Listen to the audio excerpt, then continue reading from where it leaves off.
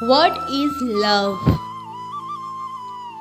ভালোবাসা মানেই তো পাগলামি, ভালোবাসা মানেই তো শুরুতে ভালো লাগা, তারপর একটু একটু করে ভালোবাসা।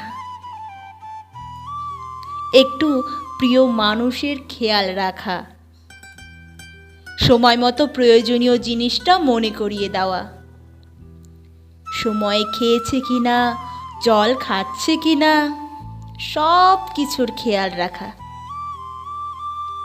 ভালোবাসা মানেই তো নিজের হাত তার হাতে রেখে সারা জীবনের একসাথে হাঁটার অঙ্গীকার। ভালোবাসা মানেই তো প্রিয় মানুষটার ওপর কত অভিমান, কত ঝগড়া, রাগ। ভালোবাসা মানেই তো আবার সব ঝগড়া থামিয়ে বলে ওঠা,